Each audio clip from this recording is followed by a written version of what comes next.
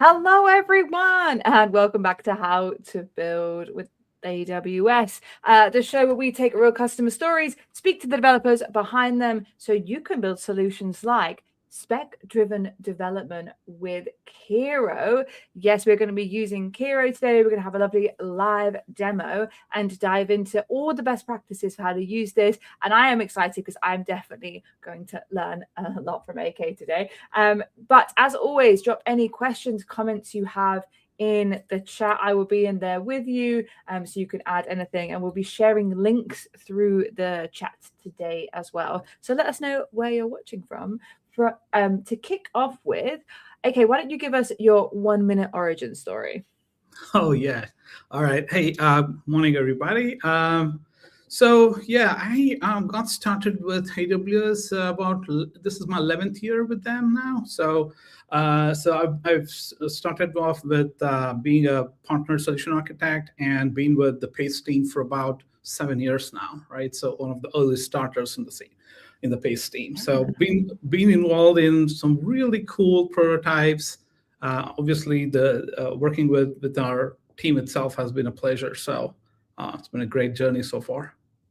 Awesome. And so today what we're going to be doing is taking all of that experience from AK about the years working in PACE, and we're going to talk a little bit about what was development like before this magical world of AI started to invade our lives, especially generative AI and agentic AI.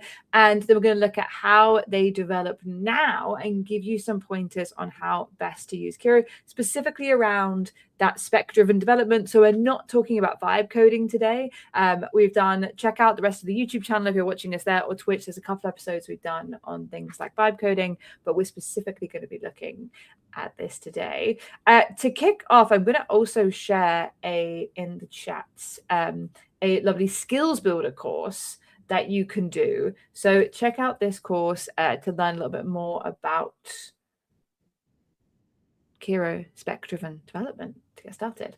But let's dive into the topic at hand. So when it comes to the PACE team, as a reminder, the lovely PACE team who come on this show very often are the prototyping team that help take customers' ideas and build them into a full-on prototype to get them started, to show them the art of the possible.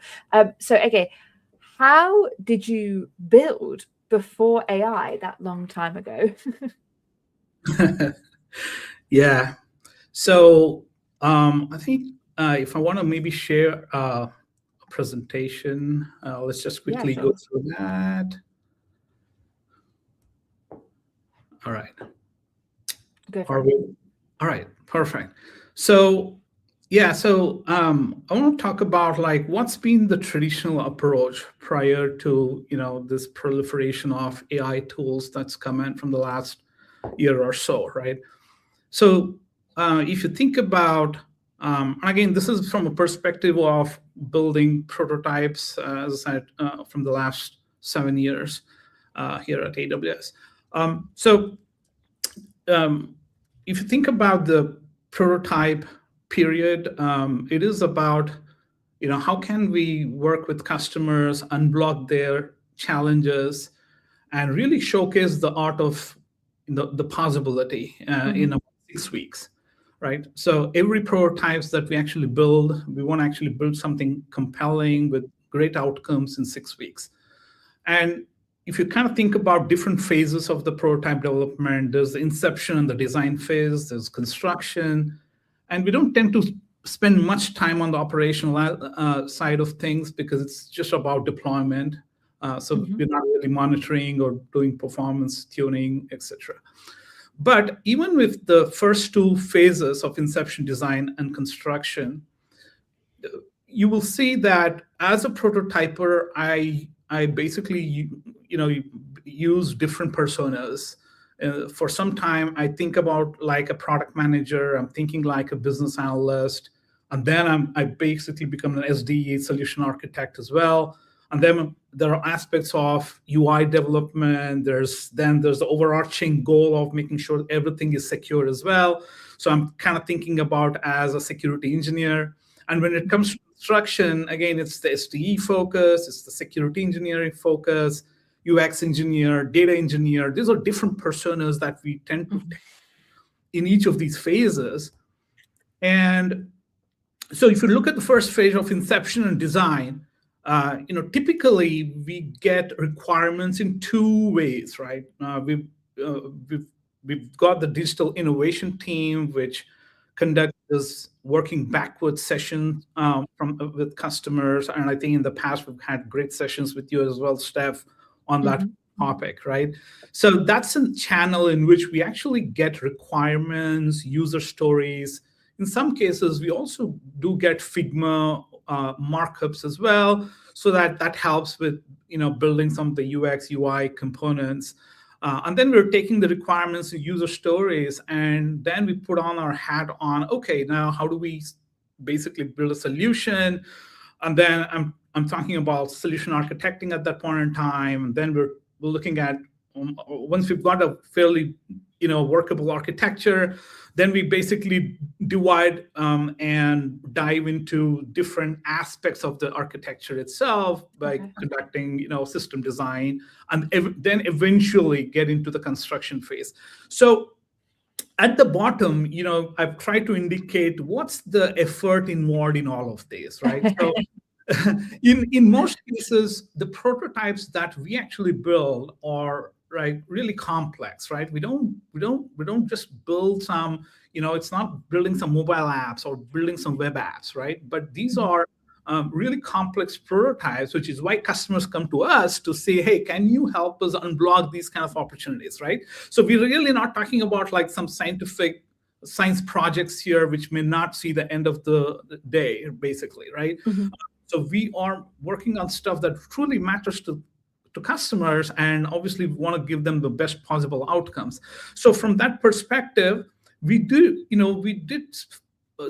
find ourselves spending a lot of time on system design and also understanding requirements, making sure that we are hitting on those success criteria that we as a PACE team as well as the customer has agreed upon, right? So that at the end of 6 weeks, we can show, hey, here's what we've achieved, here's how we met the success criteria, and this is what you could do as next steps to take it into production and truly operationalize. Yeah. And as you guys will know from previous episodes, we talk a lot about success criteria. We want to make sure that when the PACE team, or when if this is all about you guys watching this to learn how to do these kind of things, when you build with AWS, you need to think about, what does good look like? What am I measured against? If I'm building a solution for something, there has to be something that we're doing well. Otherwise, how do we know if it's the right thing? And this is where you can do things like, do we need to make it faster? Do we need to make it look nicer? Do we need to make it get to more people or deal with more people? And there are all these kind of things, and you have to have that measurable concept. And so, working backwards, I've shared the link in the chat, so make sure everyone checks that out for that. But with AI, what's the scale like now? We've those longer elements. Are we getting kind of a lot faster? I'm hoping. Let's take a look at how things are evolving, right? So this is the current state as we look at. And again, keep in mind that we are nowhere at the finish line here, right? This is a start, and we every day, we are seeing possibilities of increasing the velocity, increasing the outcome itself, the quality of the outcome, and so on. However, with what I've said so far, this is kind of how we see the development kind of going with the AI tools. So here I'm talking about obviously Kiro and how spec-driven development is helping us work on these prototypes and achieve better outcomes. So on the left, you see how the inception and the elaboration, I'm calling it, you could also call it the design phase, for example. So that channels of how do we get requirements, how we actually design are still there, right? However, a huge difference that we're seeing now is we're seeing developers use Kiro, for example, as a companion, right? So we could use Kiro as a companion for collaborating on, hey, is this the right architecture? Is this the right system design? What are the trade-offs between different ways of designing a particular subsystem, right? So we could Yeah. have these kind of get into kind of a planning mode with Kiro. And again, I want to put a disclaimer here as well, right? So ensure that, no matter which AI tools you're looking at, you have to obviously own the solution, right? As a developer, I have to own the solution and the outcome as well. But you're essentially using Kiro as a companion to brainstorm and further help you accelerate making some of these decisions, right? So again, a key disclaimer is don't just trust any AI tool just saying, oh, AI told me to do this, and this is why I'm doing this, right? At the end of the day, you need to understand the design that you've come up with and also the implementation details, and which we'll get into very soon as well. But that's a fundamental difference, right? Instead of you having to kind of going through a lot of documents and different kinds of artifacts, you have this single shop destination that you can actually get to, start interacting, gain some ideas, and improve on the overall architecture and the design front.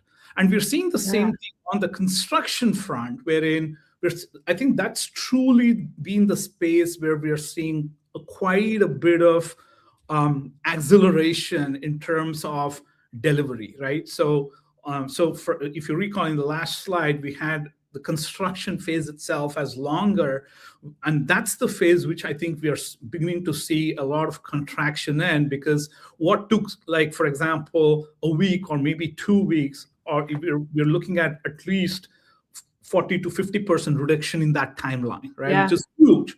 And again, this is incorporating not just code generation, right? So if you look at that, which is why I've split it into two aspects, which is the code generation, but then because you own that code, you also have to review it, right? Don't just go with the AI tool generated and just say, I'm done, right? You can't do that. You have to go in, review that code, because nothing's going to be perfect, right? It'll do a pretty good job, but you still have to go review it, make sure it is in line with what you expect.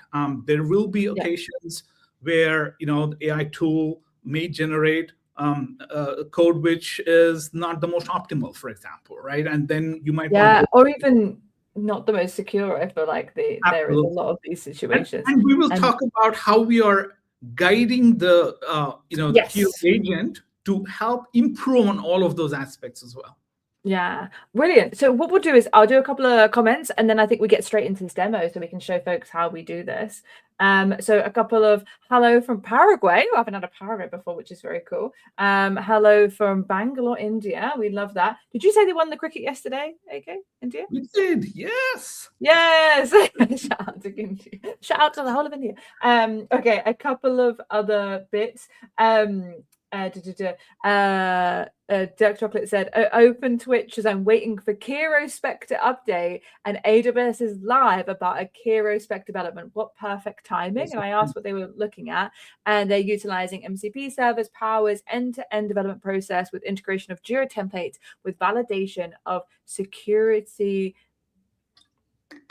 criteria. I really blanked on that word there. Amazing. So that's actually a bit of a hint of some of the stuff we're going to look at. So glad that we are on the same wavelength. And a couple of questions as well. One is, can you explain what Kiro is? I'll take that. So Kiro is this awesome agentic kind of assistant that we have that Amazon has created. So there's two ways of looking at it. I see another question that's, are we using the IDE or the CLI? We're using the IDE today, but there is a CLI. But it basically uses things like Bedrock and different Claude models to automate tasks. And so you can treat it like this assistant that helps you code to develop things, to create some automation and use even agentic elements. But we'll kind of show a little bit more as we go. I've got a question for you. Okay, how do you think of using these tools in brownfield projects? I think I've been cut off as well, but brownfield projects, here we go, where the code existing or perhaps older frameworks, how do you utilize it there? Yeah, I think there are options. So in the demo today, obviously, we're going to look at a greenfield project. But for existing projects, although we haven't kind of really delved into that not from our team's perspective.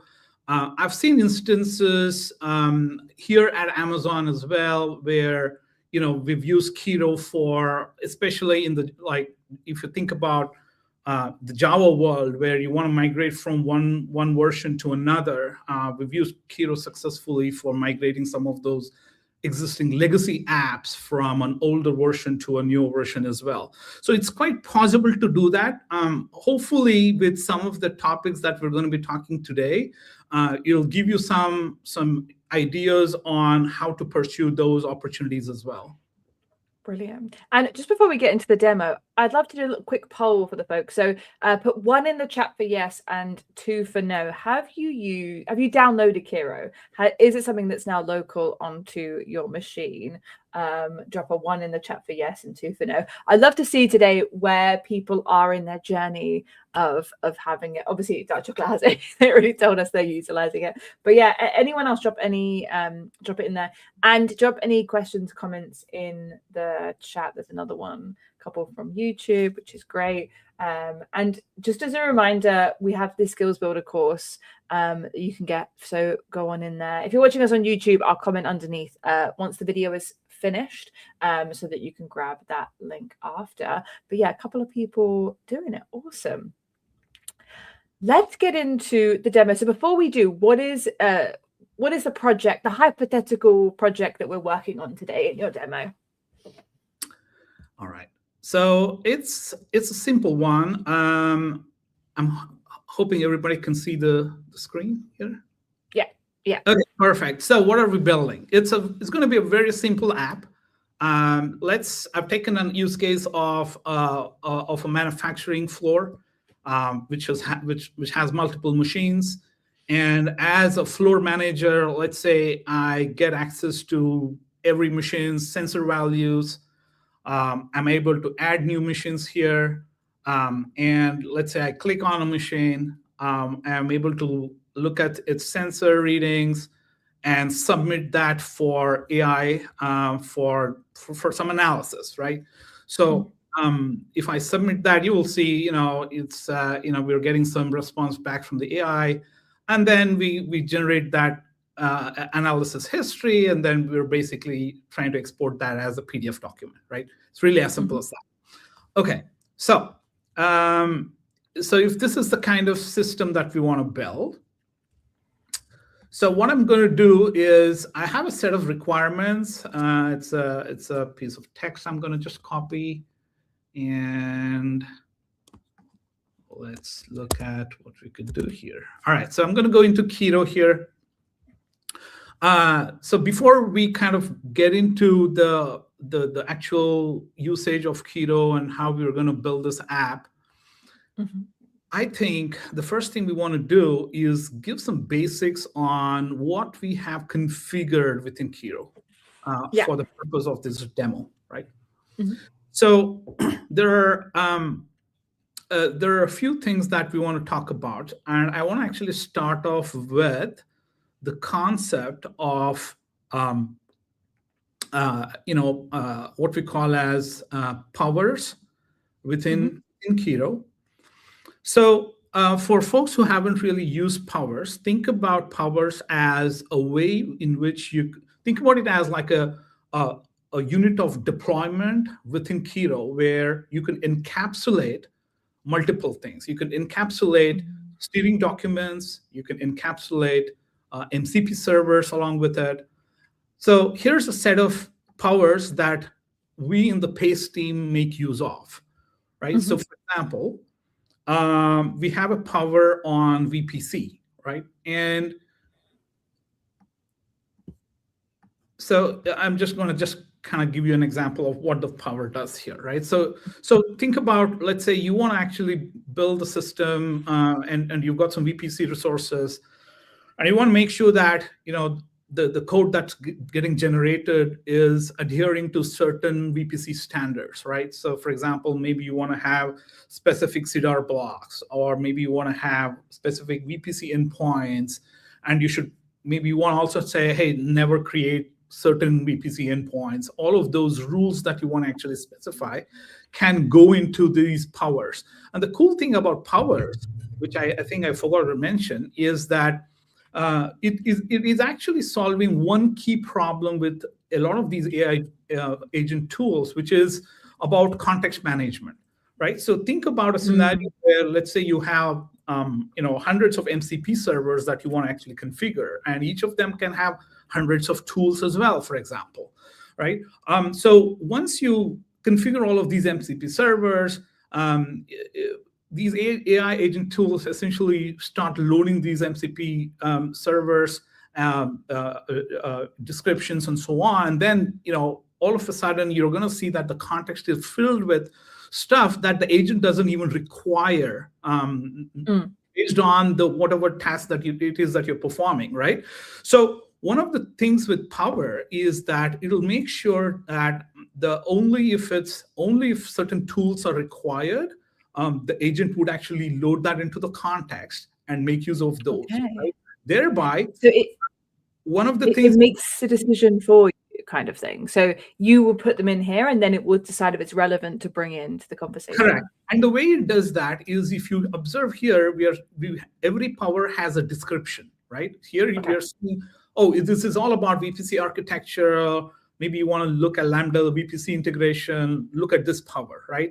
And it also has keywords, right? So based on these keywords, and it works either you're in a wide mode or in a spec mode, right? So as long as the semantic meaning comes across as, this task requires a VPC or networking capabilities, the agent is automatically going to go into this Power. It'll activate that and then start using whatever rules that you've actually specified in this particular document, right? And you can actually verify that as well.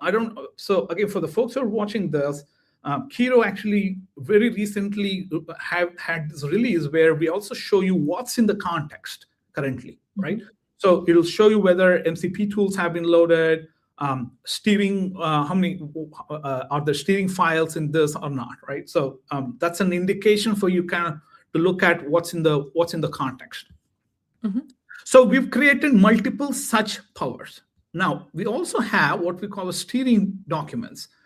So in the steering documents, so again, think about steering also as structured guidelines for the AI agent. What it should do, what it should not be doing, right? You could specify all of that. So for example, in this case, we've got a steering document, and this is all about the structure, which essentially explains the agent, hey, here's the project structure. And why are we doing that? So one of the things we do also within the PACE team is we also start with a blueprint of a project. So in this case, we have a blueprint which has certain APIs, and again, these are some Lambda files, Lambdas that we've created as examples. We also have a folder on CI/CD. We've got a folder on deploy, which has a lot of constructs in it, right? So these are constructs, well, not a lot, but there's a lot more in our repo. But again, for this demonstration, we've got some constructs in it. And these are constructs that our team has built over the last 6 to 7 years, right? So we've been, and these are using best practices. These are security hardened. So one of the things that we want to make sure is we want to give the opportunity to the agent to learn about what exists as best practices in the current implementation itself, right? So every bit that you can actually help the agent with the right context is going to make sure that the agent produces a much better outcome for you. So the same thing here, if you come back to the steering document, we've got some guidelines here on, hey, because again, we are building prototypes, we don't want to focus on performance or load or smoke tasks, right? Don't just create all of these tasks for us. So come up with these kind of guidelines, right? So we've got a pre-spec discovery phase as well, where we explain, hey, look at the project structures, understand what is in each of these folders, etc. Right? So we've got, that's a structure, and there's another one which is all about tech, right? So hey, we're talking about, hey, this is an MLP, so you want to do certain things. We've got some technology related stuff here as well. If you're using if you're building Lambda functions, make sure you're using Graviton, etc. Right? Cool. Yeah, and I think we also have so we've got a lot of details on like different layers on security, linting, all these kind of things, right? Really at a high level, even for front end, what is it that we want to make use of, right? So at a high level, if you want to capture all of these in these steering documents. And now the thing with steering documents is, this is another important thing that everybody needs to understand, which is there are different modes in which include or exclude these steering documents. So you will observe, for example, that yes, we have a couple of steering documents which we say should always be included. But there are certain... When would you not want to include them? Yeah, so I think that is where you need to, right? For example, here's a steering document where we have said inclusion is manual. Now, if you think about why, and this is, by the way, this is what the demo is going to be about, which is this is a workflow. This is a steering document which basically enables a workflow to be implemented within Kiro, and we'll walk through that there. But if I now think about, okay, whenever I'm generating new code, or whenever I'm generating requirements, I want the agent to understand I'm working with specific technology here. I want the agent to understand that unit tests, integration tests, parameter testing, these are things that are going to be important. So it always has that in the context, so that when it's creating requirements or creating specs or even generating the code, it has that context in it. So whenever you think about, well, what is it that the agent has to know at any point in time, no matter which scenario I'm looking at, those are the ones that should go into a steering document, and you should always try to include that always into the context. Right? So this is another thing that we've seen as well, where I think we've seen some customers also create lots of steering document and just say include everything. That may not be the best strategy, depending on what you're trying to do as well. Okay, and then we've got some questions in the chat I'll come to in a second. But with that manual versus always, how do you manually bring in that steering doc then? Is it in part of the conversation with Kiro? Yeah, you could actually bring that into the you can actually bring that into the chat itself using the hash, right? Include that manually if you're in the vibe mode. Now, the other thing you could also do with, and you will see that with Powers as well, because in Powers, we do also have steering documents here as well. Now, if you observe, we don't really include any of these automatically. Those are included when the Power gets activated, right? And because Power itself is lazy activation, you get that benefit of including them only when required. So do you have to activate a Power as well? We'll get to, you could, but you will see that the real advantage of using the Power is really based on the semantic meaning that you could be having while using either a vibe mode or in the spec mode, right? So for example, I could just go here and say, hey, can you just create some unit tests? And then you will see that the Kiro is going to automatically say, oh, because you're talking about unit tests, let me activate the testing powers and then go ahead and start creating those unit tests, right? And we'll see that in the demo. Yeah, and we've got a couple of questions, so let me bring those up. So do you reuse these docs or change them for each project? So I'm guessing the steering docs that you have as PACE that are always, they're the same, but then maybe the manual ones are individual?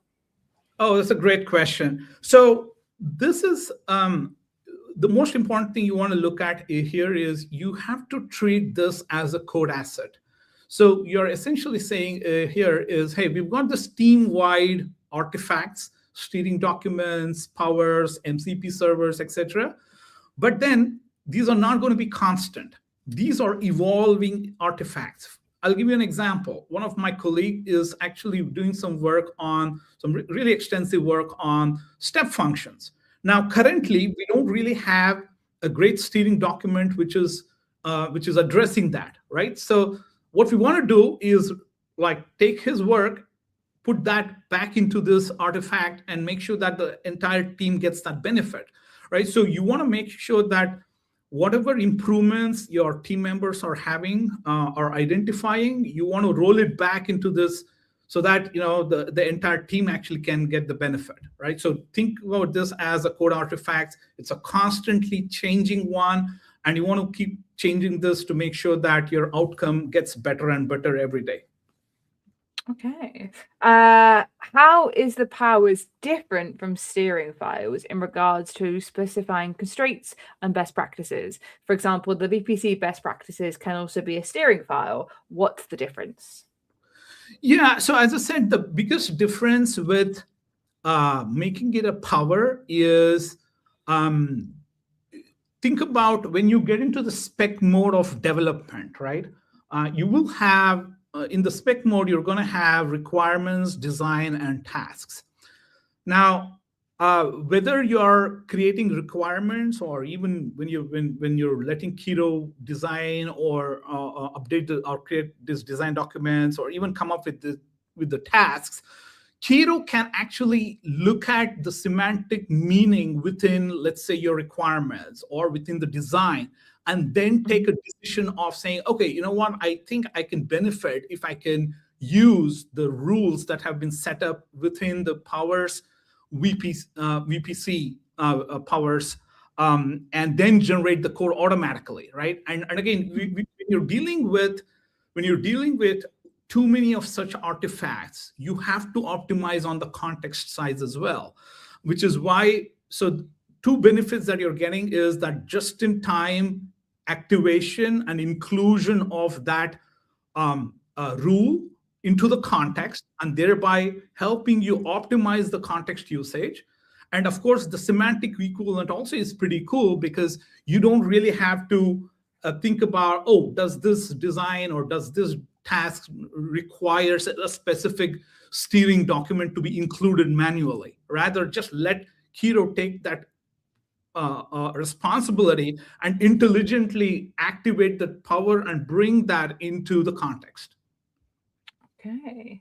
What else have we got next? This person said, is there a doc or an example spec to take a look at? Do you have any external ones? I think I found one that I could share, but do you have anything external? Example for steering documents and like how to set it up and stuff like that. I think I'm sure there are lots of ones on GitHub. I don't have one to share right away. Yeah, no worries. I found this one that's just a kind of one that has an arcade game that has a steering dock into it. But if we share any publicly, then I will put a link on the YouTube video below. So make sure, and generally, folks, make sure that you save this video if you're watching on YouTube, because you can come back to it anytime. You could always give us a like and drop any comments underneath. But yeah, I'll have a look at that repo and see if that will help. Oh, and there was another question, which is, would you be able to share some of these? I'd also take a look at the Kiro powers site. So that has examples of pre-made powers that you can look at. I've got things like a cost optimization one that's in there that I was looking at the other day. So there's some best practices in there. And there was a question saying, did you write those documents by hand, or did you get Kiro to make one and you tweaked it? So we've actually done both. We've started off writing some of these, again, because we've got so much history on developing these things. So we created some of them, and then obviously use Kiro as well to complement it with certain sections too. Cool. All right, let's get it back into the demo and talk more about doing actual spec-driven development. So let's dive into that. So now we know we've got all this background set up. What's next?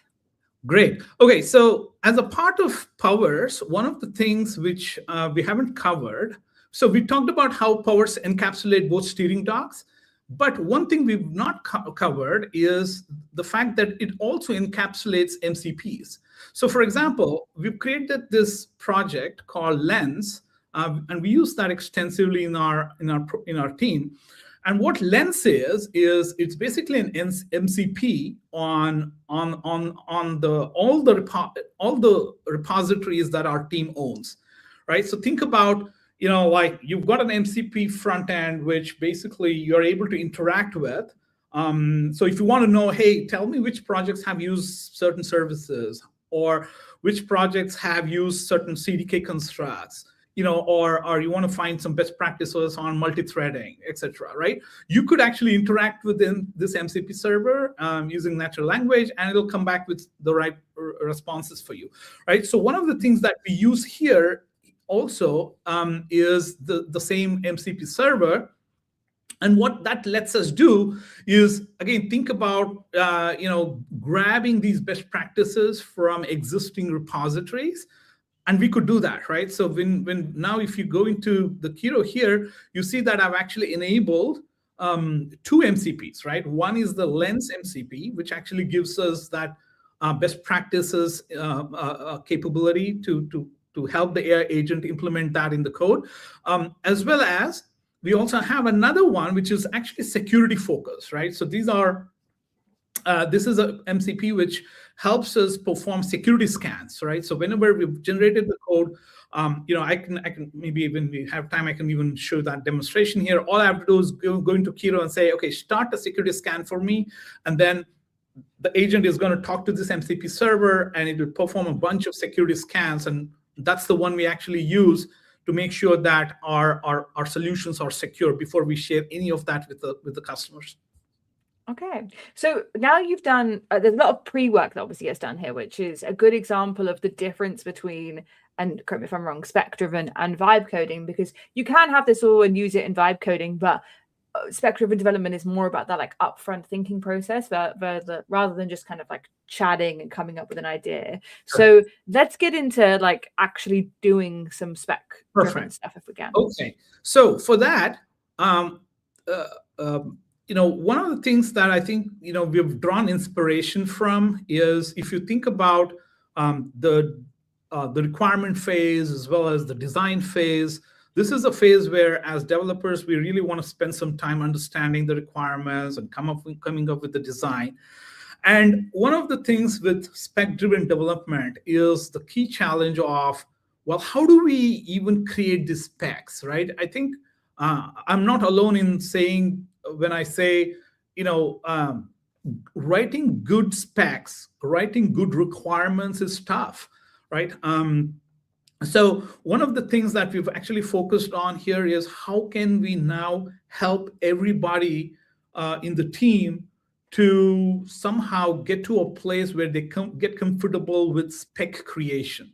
So with that in mind, what we've done is we've created a workflow. And this workflow is derived from an open source project coming from AWS. So if you kind of Google AI DLC AWS, it's a project on GitHub as well. It's a really comprehensive set of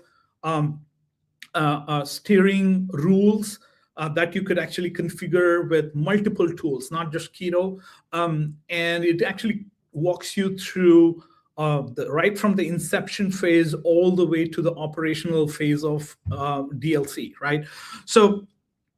So what we've done is we've actually taken that and customized it to our team. So for folks who are kind of interested in really looking at it, I think that's a great way of getting started, right? Take a look at AI DLC on GitHub.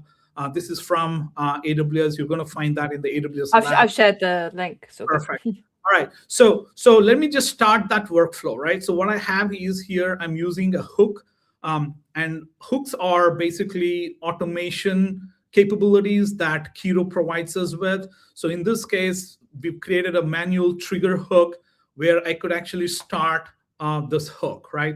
So you will see now what it's done is it's included a couple of steering documents already, because I said this should always be included. So it loads those steering documents. And so it's going to basically now start this workflow So again, it's reading a few MD files, which are a part of that workflow. And it's going to say, okay, welcome to PACE AI DLC. What is it that you actually want to build? So what I'm going to do is, just for the sake of the time here, I'm going to copy a set of requirements. So again, what it's doing now, as I see, is it is scanning through the existing code. It's looking at all the UI code, the CDK constructs that we have, and it's got some understanding of what it's come up with. It also sees now that it says, oh, project type is brownfield. Well, that's because there was already some code there, right? Now it's going to say, okay, what is it that you want to actually build? So what I've done is I've just taken a couple of lines of requirements, right? So again, this is going back to that demo app that I showed you, where this is all about the factory and you be able to configure different machines and submit some of the sensor readings to the AI. So I've got a couple of lines of requirements. There's a solution vision. There's also one single user persona, which is a factory manager. And then I've got some success metrics, right? So it's really as simple as that. Now, in your case, in reality, I mean, our requirements will be a lot more richer, which is great, right? The richer the requirements, the better the context for the agent anyway. So now what it's basically doing is, hey, it's going to ask me some questions, right? It's going to ask the first question is say, okay, all right, this is a cool question. Hey, it's asking me, do you want to actually hard code these, or do you want to actually seed this? So I'm going to say data will be seeded for each of these machines, right? Again, these are all basic questions that the AI is just looking at your requirements and saying, I've got some questions. Why don't you answer? It needs to follow up and clarify. Yeah. Right. So again, it's got some questions on how is the user going to actually submit these sensor reading? I'm going to just say David will manually type that. All right, perfect. Okay, and while this is like way back and forthing with there, so just to like double down on the big difference between spec and vibe. So the spec element comes from these hooks, these steering documents, these MCPs that you've already done, right? Is that the big difference between that and vibe coding? Spec, no, I think the biggest difference is not that. I think the spec mode of working is where you are, instead of giving it a one-liner and say, okay, build the system for me, you're essentially breaking down that one-line requirement into a much structured document, which can be served as input to the agent, right? And so what I'm going to be showing in the final form, hopefully that'll give us a lot more clarity, is because what we're trying to do here is breaking down a larger system into smaller composable units, so that now we could hand over this singular focused, if you're coming from the domain-driven development world, it is the domain context, right? That you want to actually focus on and make sure that the agent can work all of that in isolation, and in some cases work parallelly as well to get the job done for you, right? So it is about that. It is not about a single line and say, okay, build this for me, but it is actually decomposing that higher level requirement into a lot more details and making sure that you have one or more specs. In fact, more specs the better, because you know they're going to have that bounded context boundaries across them. And the agent can actually work in isolation and in each of these specs and get the right outcome. Okay. So we've only got about less than 15 minutes left. So I don't know if we want to keep chatting here or if you want to jump to the end result one. Yeah. So I think the key thing here is once we've got all of these, once you go through this entire workflow, and I've already done that, you're going to see that in the .kiro folder, what it does is it's going to actually create the requirements.md file. So the first thing to watch here is my requirement was, hey, I want a system wherein a floor manager can go in, submit some values, get a response from AI on what its analysis is all about, right? Now it's taken that, and then when we answered a bunch of questions, and again, it is not that, unfortunately, we don't have the time, but in the workflow, it really is, it gives you an opportunity to actually engage with it, right? You can ask, all right, I have a system design question for you. Can we talk? All right, now you're going to have that interaction. I have an architecture decision to make. Can you compare these kind of architecture decisions? What are the trade-offs? If these are the constraints I'm working in, what should I be doing, right? So you can have the conversation. It captures all of that as a part of that workflow, and then it bakes that into one or more multiple specs. So in this case, what you're looking at is it's created 4 specs. So it's the first spec, it's calling it the mission registry. And so here you will see that it is the foundational domain for factory pulse. It manages the catalog of factory machines. The second one it's got is sensor submission. So again, if you go into the requirements, you're going to say that this is all about handling how we capture machine sensor readings from factory floor users. The third one is all about AI analysis. So once you have all of those, once a user submits, what really happens? So it's got a bunch of context that it's captured as requirements. And these are pretty detailed. And again, if you now think about what has changed in the new era of using AI tools, it is this. You can get to the spec generation really fast, but then you need to take your time, review all of these, and make sure that the agent has captured the right amount of details. Now, once you have the requirements done, you could now proceed to generate the design and the tasks from these documents.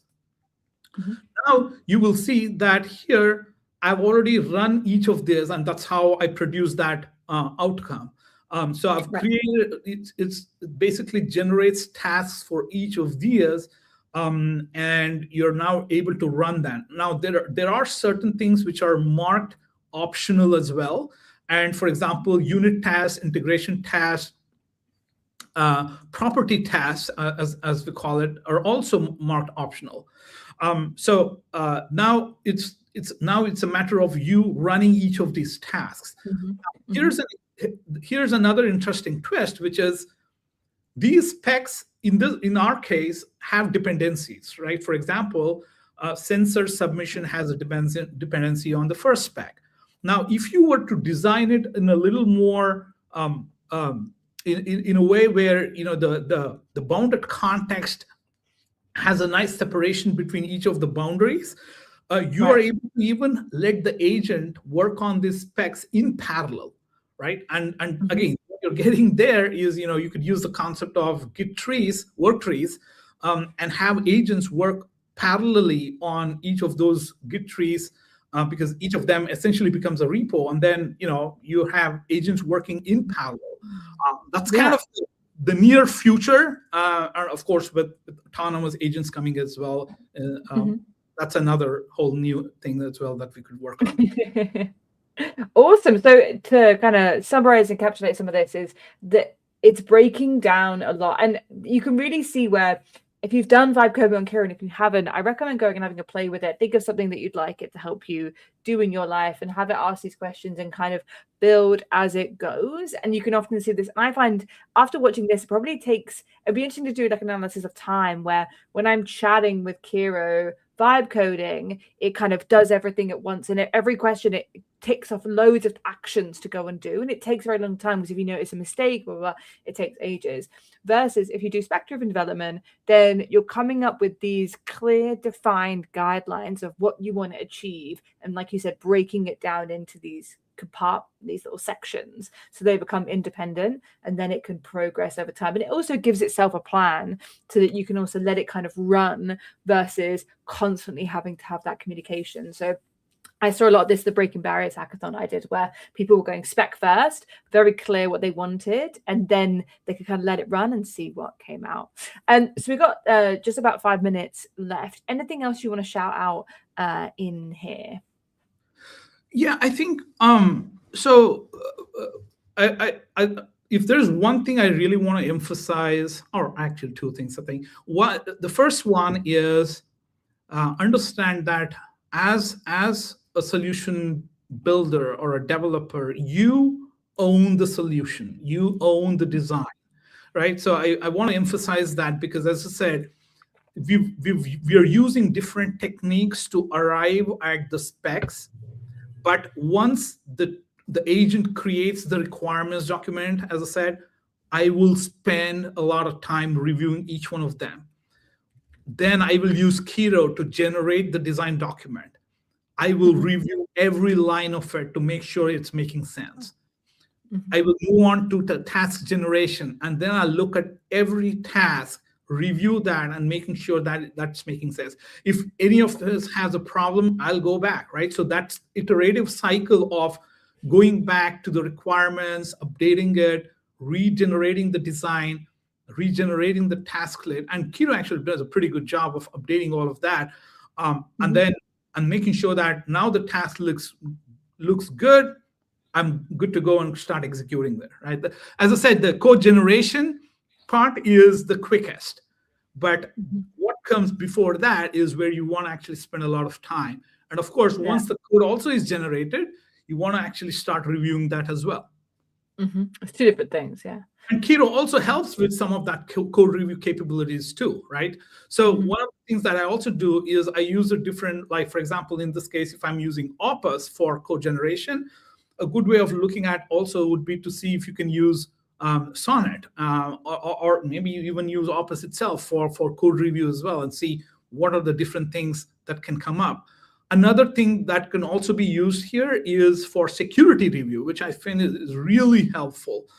There are times where I use Kiro to perform an extensive security review, and there have been numerous cases, for example, where I've messed up with IAM policies, for example, and it did a great job in figuring out you've got open permissions. Do you really need all of these?